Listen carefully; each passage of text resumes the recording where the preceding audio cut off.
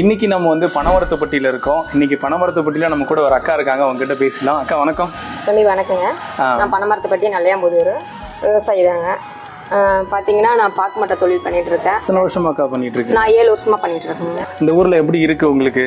எங்களுக்கு பார்த்தீங்கன்னா இந்த ஊர்லங்களா கொஞ்சம் தண்ணி பற்றாக்குறை ரொம்ப இதாக இருக்குங்க சார். அதனால பார்ட் டைம் ஜாபாக தான் பண்ண முடியுது. இல்லை தண்ணி இருந்ததுன்னா ஃபுல் டைம் ஜாபாக பண்ணி இன்னும் பெட்டராக பண்ணலாம். எங்களுக்கு இன்னும் உதவியாக இருக்கும். இப்போ இங்கே பெண்கள் மட்டும் எத்தனை பேர் இருப்பாங்க? பெண்கள் பார்த்தீங்கன்னா நிறைய இருக்காங்க, படிச்சுட்டு வேலை எல்லாமே இருக்காங்க. என்ன மாதிரி பெண்களுக்கு இந்த மாதிரி கவர்மெண்ட்லேருந்து உதவி கொடுத்தா ரொம்ப நல்லா இருக்கும். ஓகேக்கா. ஐயா வணக்கம்யா. என் பேர் சின்னத்தம்பி என்கிற காளியண்ணன். நான் அக்ரிகல்ச்சர் பேங்க் தலைவர்.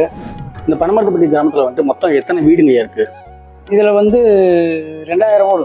இப்போ இங்கே இருக்கிறவங்களுக்கு வந்து மெயினான அந்த தொழில் என்னங்க இருக்குது? இங்கே வந்து 90% விவசாயம், 10% வெளியில் வேறு வேலைக்கு போகிறாங்க.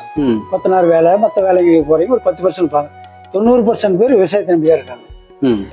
இப்போ இங்கே வந்து நீர்நிலைக்கு என்னங்க பண்ணுறீங்க? நீர்நிலை தாங்க இப்போ பற்றாக்குறை. ஏரியில் வந்து முன்னெல்லாம் நீர் இருந்தது.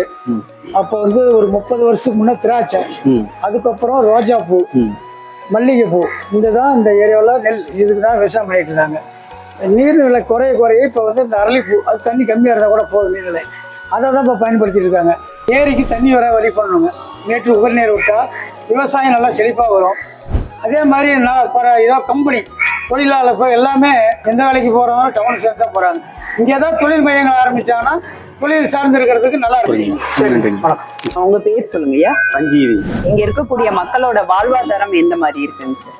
இங்கே பார்த்தீங்கன்னா 1911 பனமரத்துப்பட்டி ஏரி குடிநீருக்காக சேலம் முனிசிபாலிட்டி வாங்கியது மேடம்.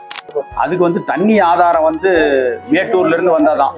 இங்கே தண்ணி இல்லை. கிட்டத்தட்ட ஒரு 17-18 ஏரி ரொம்பும். அதை வந்து எங்களுக்கு பண்ணி கொடுத்தா கொஞ்சம் சௌரியமாக இருக்கும். நன்றிங்க.